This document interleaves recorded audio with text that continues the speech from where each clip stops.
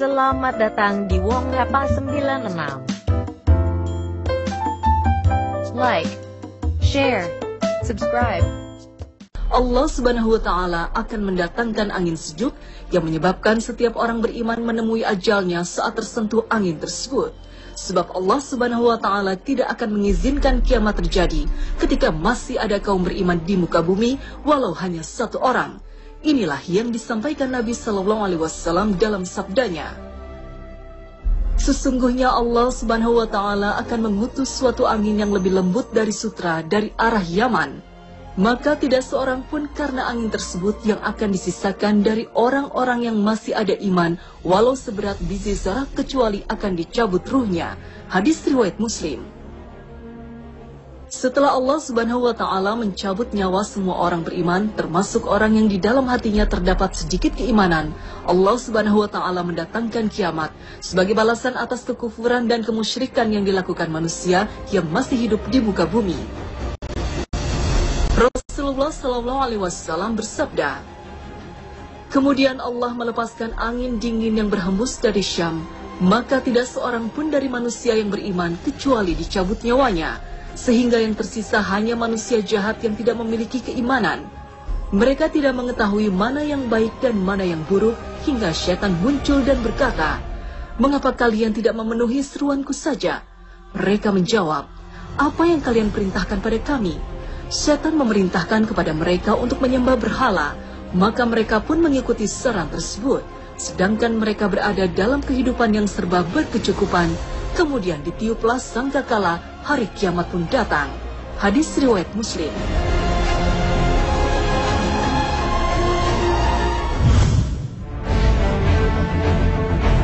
Pemirsa Kasana, tak seorang pun bisa selamat saat kiamat terjadi. Seluruh makhluk ciptaan Allah Subhanahu wa Ta'ala akan hancur dan mati. Kehancuran dan kematian massal ini ditandai dengan tiupan sangkakala oleh malaikat. Apakah kematian massal ini terjadi secara serentak dan dalam waktu bersamaan, ataukah terjadi secara bertahap? Jika bertahap, siapakah makhluk terakhir yang dimatikan Allah Subhanahu wa Ta'ala pada hari kiamat? Selain setan dan jin, kita mengenal makhluk gaib lain yang selalu tunduk kepada Allah Ta'ala. Makhluk ini Allah beri tugas tertentu dan tidak dibekali hawa nafsu, sehingga setiap mereka tetap setia dengan tugas yang diberikan Tuhan kepadanya. Jika tugasnya hanya sujud, mereka akan terus-menerus sujud. Jika tugasnya memiliki arsy, mereka akan terus memikulnya tanpa mengenal lelah dan bosan. Dan di antara makhluk taat ini ada yang Allah beri tugas untuk mencabut beberapa riwayat dari Israiliyat menyebutnya malaikat maut.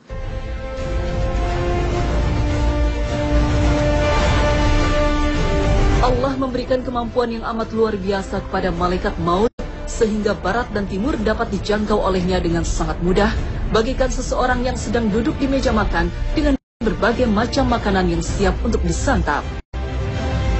Inilah malaikat yang sering turun ke bumi untuk menemui para nabi serta pada saat mencabut nyawa manusia. Di hari kiamat semua akan hancur sehancur-hancurnya dan semua yang hidup akan menemui ajalnya.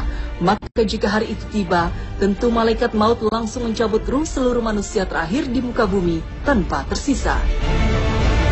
Lalu bagaimana dengan para malaikat? Apakah di hari itu makhluk-makhluk mulia yang diciptakan Allah Subhanahu wa Ta'ala yang jumlahnya tak terkira ini juga akan mati? Lalu bagaimana pula dengan malaikat maut? Apakah juga akan mati? Tentu saja sebagai makhluk Allah yang berjiwa, para malaikat akan menemui ajalnya, termasuk malaikat maut. Karena Allah sudah berjanji dalam firman-Nya, tiap-tiap yang berjiwa akan merasakan mati. Quran Surat Ali Imran ayat 185. Malaikat maut juga makhluk Allah yang pasti akan merasakan mati, sekalipun ia adalah malaikat pencabut nyawa. Sebuah sumber menyebutkan malaikat maut atau Israel menemui ajal di tangannya sendiri. Peristiwa kematian itu terjadi ketika trompet ditiup oleh Israfil dengan 3 kali tiupan. Tiupan pertama akan mengejutkan dan sangat membuat takut penduduk langit dan bumi. Tiupan kedua akan memusnahkan semua makhluk yang ada di langit dan di bumi.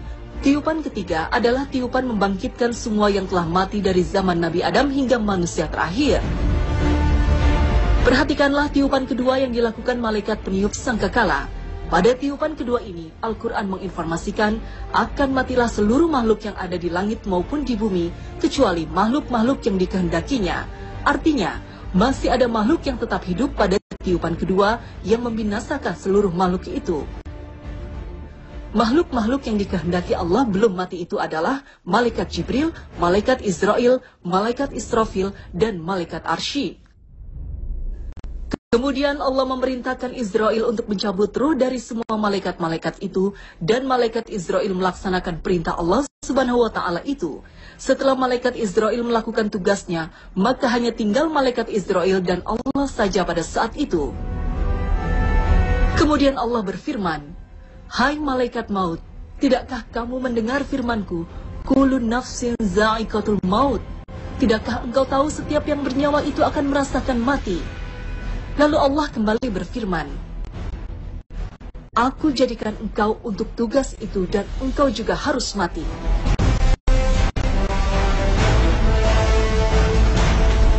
Sebuah riwayat disebutkan proses kematian malaikat Israel di tangannya sendiri. Memang riwayat ini dinilai doif atau lemah oleh sebagian ulama, namun kisahnya menarik untuk disimak. Bahwa ketika Allah memerintahkan Israel untuk mencabut nyawanya sendiri, maka pergilah Israel ke suatu tempat antara surga dan neraka untuk melaksanakan perintah Allah tersebut. Pada saat ruhnya dicabut, maka seketika itu malaikat Israel menjerit dengan sangat dahsyat. Bahkan andai saja ada makhluk hidup yang mendengar jeritan itu, maka makhluk itu akan binasa seketika karena saking dahsyatnya jeritan malaikat Israel. Pada saat itu malaikat Israel berkata, "Kalaulah aku tahu bagaimana sakitnya saat roh dicabut, maka sudah barang tentu aku akan mencabut roh orang-orang mukmin dengan cara yang paling lembut sekali."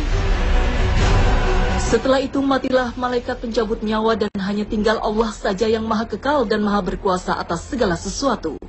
Kemudian Allah membangkitkan malaikat Israfil dan malaikat Arsy dan memerintahkan Israfil untuk meletakkan sangkakala di mulutnya, menunggu perintah selanjutnya dari Allah yang maha kuasa. Kemudian Allah membangkitkan malaikat Jibril dan Mikail. Setelah malaikat Jibril dan Mikail dihidupkan, Allah kemudian memerintahkan Jibril dan Mikail dengan mengendarai buruk ke makam Rasulullah SAW dengan membawa perhiasan dari surga. Kemudian Allah membangkitkan Muhammad SAW dan barulah dibangkitkan semua makhluk yang sudah mati.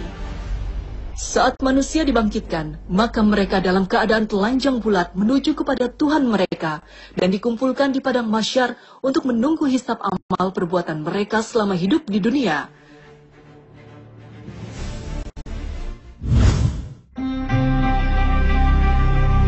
Pemirsa Kasanah, sejak kebangkitan manusia di hari kiamat, semua prosesnya sangat mendebarkan. Durasi waktunya pun sangat panjang, bukan hanya hitungan hari atau bulan, tapi hitungan tahun. Bahkan jika dihitung tahun dunia, bisa mencapai ribuan tahun. Semua prosesnya sungguh mendebarkan dan sangat dahsyat. Semua itu untuk menentukan nasib akhir manusia, apakah berakhir bahagia atau sengsara, surga atau neraka.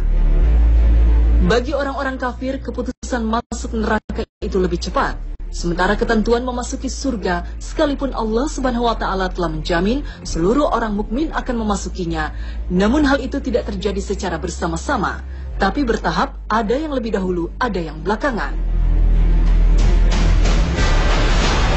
Namun jarak antara satu dengan yang lain yang diperhitungkan sesuai amalan bukanlah jarak waktu yang cepat. Bayangkan saja apa yang disampaikan Rasul tentang orang-orang miskin yang masuk surga. Nabi menyampaikan bahwa mereka lebih dahulu memasuki surga daripada orang kaya mukmin dengan selisih waktu setengah hari. Itu perhitungan harinya Allah, yang jika dihitung dengan perhitungan waktu dunia, sama dengan 500 tahun. Lihatlah betapa berharganya waktu di akhirat. Lalu siapakah orang mukmin terakhir yang memasuki surga? Pemirsa Kasanah, tempat kembalinya manusia di akhirat hanya dua, tidak ada yang lain. Surga dan neraka. Penghuni neraka terdiri dari dua kriteria, penghuni sementara dan penghuni selamanya. Penghuni sementara ini adalah orang-orang yang masih ada la ilaha illallah di dalam hatinya, akan tetapi karena timbangan amal buruk mereka lebih berat, maka mereka dimasukkan ke neraka dahulu untuk dibersihkan dosa-dosanya. Jika telah selesai masa pembersihnya di neraka, maka mereka akan dimasukkan ke surga. Berapa lamanya berlangsung pembersihan tersebut tentu disesuaikan dengan sedikit dan banyaknya dosa mereka. Satu persatu kemudian mereka dipindahkan ke dalam surga hingga sampai orang yang terakhir. Seperti apa orang mukmin terakhir yang memasuki surga ini? Cukup unik perjalanan orang yang terakhir masuk surga ini sebagaimana dikisahkan dalam hadis Rasulullah SAW. Orang ini selalu berusaha untuk keluar dari neraka. Setiap kali ia mencoba melangkah keluar, ia tersungkur dan langsung disambar dan dihanguskan oleh neraka. Hingga pada suatu waktu akhirnya ia berhasil melarikan diri dari neraka. Setelah berhasil lolos dari neraka, ia pun menoleh ke arah neraka dan berkata, Maha suci Allah yang telah menyelamatkanku darimu. Sungguh dia telah memberiku sesuatu yang tidak pernah dia berikan kepada orang lain dari umat yang pertama dan umat yang terakhir. Ia merasa dirinya orang yang paling beruntung mendapatkan karunia seperti itu. Ia merasa tidak ada orang lain yang mendapatkan seperti apa yang ia peroleh. Padahal ia adalah orang yang terakhir keluar dari neraka. Setelah keluar dari neraka, ia melihat sebuah pohon yang tampaknya cukup rindang dan bisa dijadikan tempat berteduh. Ia pun memohon kepada Allah agar didekatkan kepada pohon tersebut, sehingga ia bisa berteduh dan minum dari air yang ada di dekat pohon tersebut. Allah kemudian bertanya kepadanya, Wahai anak Adam, jika aku kabulkan permintaanmu, mungkin kamu akan meminta lagi yang lain. Orang itu menjawab, Tidak, wahai Rabbku. Allah pun mengizinkan ia didekatkan ke pohon itu supaya ia bisa berteduh dan minum dari pohon tersebut dengan syarat ia tidak meminta lagi yang lain selain pemberian yang telah diberikan tersebut. Orang itu pun kemudian tinggal di pohon tersebut selama yang Allah inginkan. Hingga kemudian orang itu ditunjukkan pohon lain yang lebih bagus dari pohon yang pertama. Ia pun tergiur dan sangat ingin berada di dekat pohon tersebut. Ia pun memohon kepada Allah agar didekatkan ke pohon tersebut. Menjawab permintaannya, Allah menanyakan komitmennya sebelumnya. Wahai anak Adam, bukankah engkau telah berjanji tidak akan meminta yang lain? Jika aku dekatkan dirimu ke pohon itu, mungkin kamu akan meminta lagi yang lain. Meski begitu, kembali Allah izinkan orang tersebut untuk berada di pohon yang diminta. Ia pun berteduh di situ dan meminum airnya, dan ia pun tinggal di sana selama yang Allah inginkan, hingga ia kembali menyaksikan pohon yang lebih bagus, lebih indah dan lebih rindang dari yang sekarang ia tempati. Ia pun kembali tergiur dan meminta kepada Allah agar didekatkan ke pohon tersebut, dan apa yang selanjutnya terjadi persis seperti yang sebelumnya terjadi. Orang tersebut akhirnya juga diizinkan untuk berada di pohon tersebut. Dan dari tempatnya di pohon itu, sayup-sayup ia mendengar suara penghuni surga. Siapa yang tidak tergiur mendengar suara kebahagiaan dan kesenangan, akhirnya ia pun meminta dimasukkan ke dalam surga. Ia berkata, Wahai Rabbku, masukkanlah aku ke dalam surga. Menjawab permintaan orang tersebut, Allah Ta'ala berfirman, Hai anak Adam, mengapa kamu mengingkari janjimu padaku? Maukah kamu aku beri sesuatu yang senilai 10 kali lipat dari dunia dan seisinya? Begitulah akhirnya orang tersebut ditetapkan sebagai penduduk surga. Sungguh betapa besarnya karunia dan kasih sayang Allah Azza wa Jalla. Tapi orang itu tampak tidak terlalu yakin, sehingga ia mengira sedang dipermainkan oleh Allah Ta'ala. Ia berkata, Wahai Rabbku, apakah engkau mengolok-olok aku sedangkan engkau adalah Rabbul Alamin? Kemudian Allah Azza wa Jalla menegaskan lagi kepadanya, Pergilah, masuklah ke dalam surga, sesungguhnya engkau memiliki semisal dunia dan 10 kalinya, atau engkau memiliki 10 kali dunia. Inilah orang mukmin terakhir yang memasuki surga, setelah sebelumnya disiksa di neraka karena dosa-dosanya lebih besar dari kebaikannya.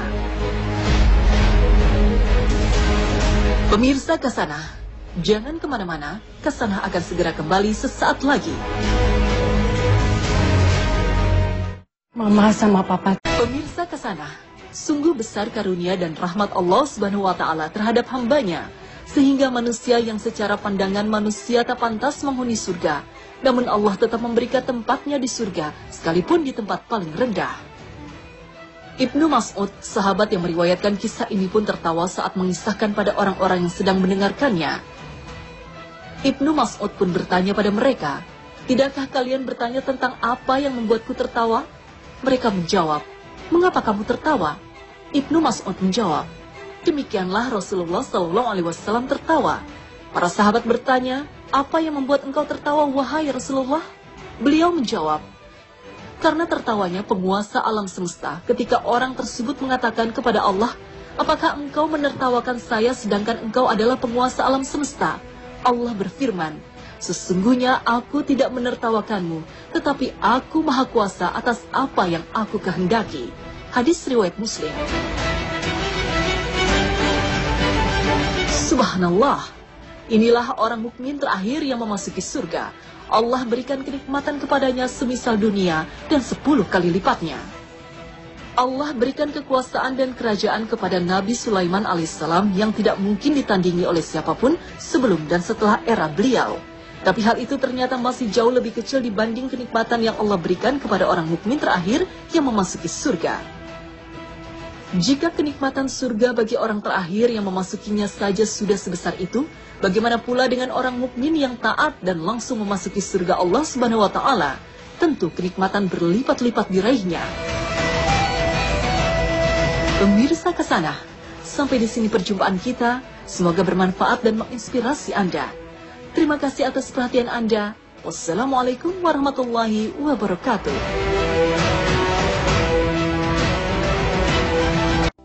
Terima kasih telah menonton. Like, share, subscribe.